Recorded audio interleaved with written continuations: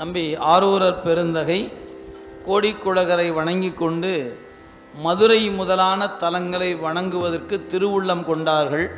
அப்பொழுது நம்பி ஆரூரரோடு சேரமான் பெருமான் நானும் ஆலவாய் வருகிறேன் என்று சொல்லுகிறார்.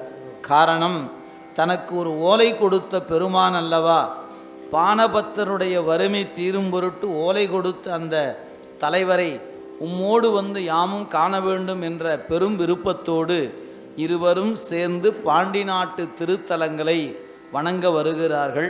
இடையில பல தலங்களை வணங்கி கொண்டு சொக்கநாதரை வணங்கும்போது மூவேந்தர் உடன் வணங்குகிறார்கள். சேர சோழ பாண்டியர் என்று மூவரும் உடனிருக்க நம்பிகள் பெருமானை போற்றி பரவினார். அந்த பதிகம் கிடைக்க பெறல.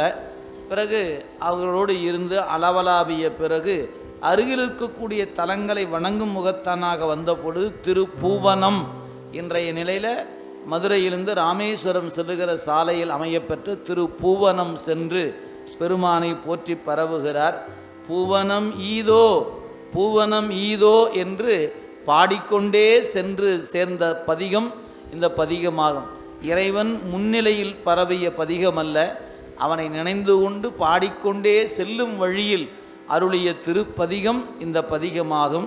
திருப்பூவனம் பண் இந்தளம். திருவுடையார் திருமாலயனாலும் குருவுடையாருமையாளையோர் பாகம் கரிவுடையார் அடைவார் வினை தீர்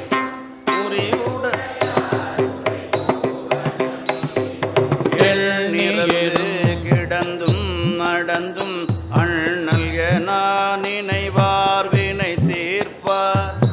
இசையார் மொழியார் பலர் பாட புண்ணியனார் உரை போவனமேதோ எள்ளிய பேய் பலபூதம் அவற்றோடு நல்லிருள் நட்டம ஆடல் நவின்றோர் உள்ளுவராகும் அவர் கவர்தாமும் உள்ளுவனார் உரை போவனமேதோ இளனுடை மான்மறி கையது தெய்வ கனல் உடை மாமழு ஏந்தி ஓர் கையில் மணல் உடையார் அழகாசரு செல்னி உணல் உடையார் உரை போவனமேதோ நடை உடை நல் எரு தேருவர் நல்லார் கடை கடை தோதிடுமில் பலி என்பார். தொடையடை நல் மடவாளோடு மார்பில் கொடி